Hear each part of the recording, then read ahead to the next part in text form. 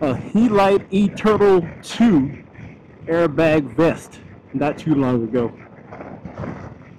And yeah, it's something I've been thinking about for quite a while, whether or not to invest in an airbag vest. They are so expensive. But if there's anything I can do to mitigate the risk of serious injury, as in severe back or neck injuries, spine injuries, and that kind of thing, yeah, I'm gonna take advantage of that. Technology's out there. A lot of testimonials out there for riders who've worn airbag vests, not necessarily this one, but other vests, and they came out relatively good compared to if they were not riding with the vest on. And to me, it makes sense, you know? To me, it makes sense. Why not protect your spine and your neck? I mean, it's not really obtrusive. It's easy to put on and maintain. I got the electronic version, but there's a tethered version out there for those of you who like the idea of a manual trigger mechanism. But me, myself, I'm not too fond of the idea of being tethered to a bike, but yeah, to each his own. But yeah, I was shopping for and researching on various manufacturers of airbag vests. I'll look at Alpine Stars, Climb, Dainese, Helite, and I just settled on this Helite eTurtle 2, and so far I'm happy with my choice. The main reason why I chose this particular vest is because if it deploys, you don't necessarily have to send it back to the manufacturer unless the material is damaged. With other vests, as soon as it deploys, you got to send it back to the manufacturer so they can install CO2 cartridge. So I didn't like that idea. I'd rather just do it myself. Now with Helite, you can do it up to 6 times, and then after that, you've got to send it back. Or, like I said before, if the material itself is damaged.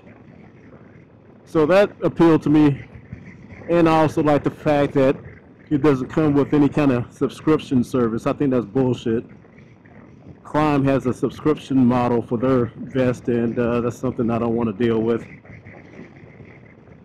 So I just paid all the money up front, and I'm pretty happy with the vest.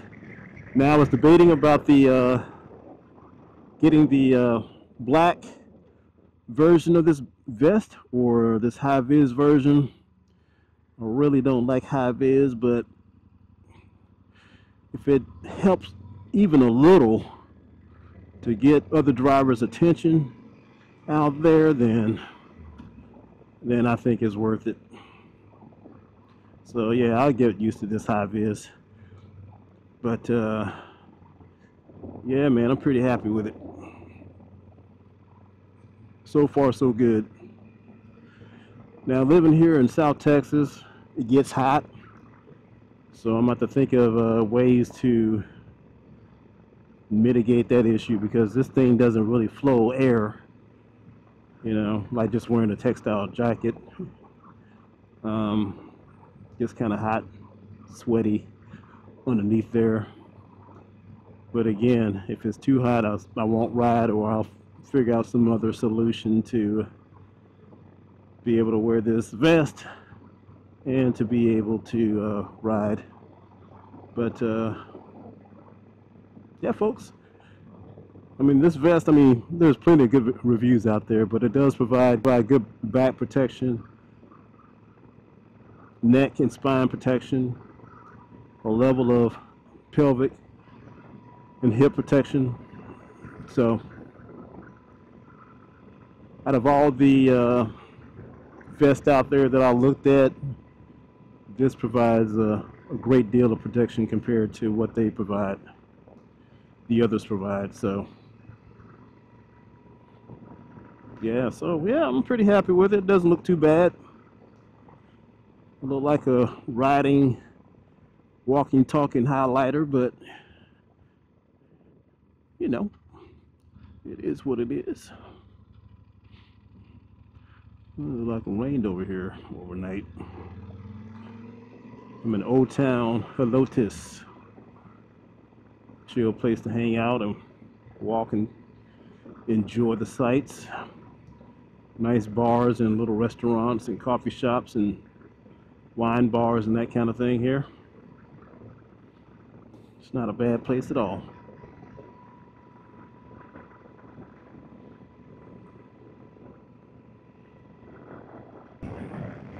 So one of the questions I have is, how much safety gear is too much? Is an airbag vest overkill on these streets? Should I just be content with wearing a helmet and gloves and boots? Safety gear is a personal subject. All depends on who you are and what risk you're willing to accept.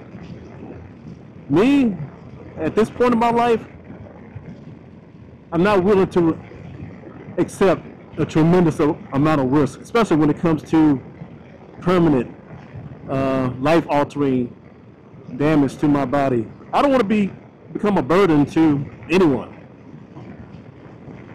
You know, my siblings, my kids, whoever. I don't want to become a burden to them. So I have no intention of giving up motorcycling no time soon. Hopefully I'll be riding into my 70s and 80s. But if there's something I can do to mitigate any risk of me becoming permanently injured or facing a life-altering situation, then I'm gonna do it. And to me, you know, wearing a helmet, jacket, gloves, having proper lighting on your motorcycle, keeping your motorcycle maintained, and using the airbag vest, to me, those things help mitigate. It doesn't prevent it 100%, but as long as the chances of me being in that type of bad situation is mitigated. So I'm not out here to preach. I mean, you guys wear what you want to wear. Like I said, gear is a very personal choice. You know, I live in America, I live in Texas. They pretty much leave it up to the rider to do what he or she wants to do in terms of safety. Many out here in Texas who choose not to wear a helmet. I'm not one of those people. To me, I don't see why you would choose not to wear a motorcycle helmet on these streets. It doesn't make sense to me, but like I said, to each his own. But when I first started riding, I did what I could when it came to gear. You know, I had a cheap helmet, full face helmet. I had some gloves from the hardware store and some boots from my military days. And I just called it a day. I just wore jeans and, you know, cheap jacket and just left it at that. But the older I get, the less risk I'm willing to take in terms of gear, you know, in terms of trying to prevent major injury. So this thing is like wearing a seatbelt. That's the way I see it. Helmet and vest, airbag vest, I like wearing a seatbelt. There should be no-brainers. The thing that kind of kept me from buying a vest for so long was I just wanted to make the right choice in terms of a durable, effective vest out there.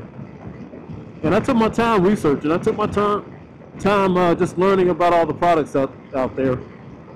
And I think this product will work well for me, for the way I ride anyway.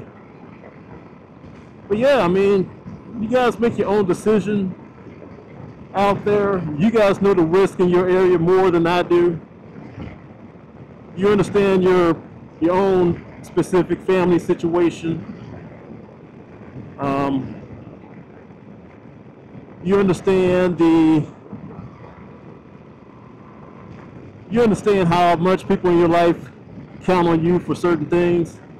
So based on that, I mean, just make your own choice.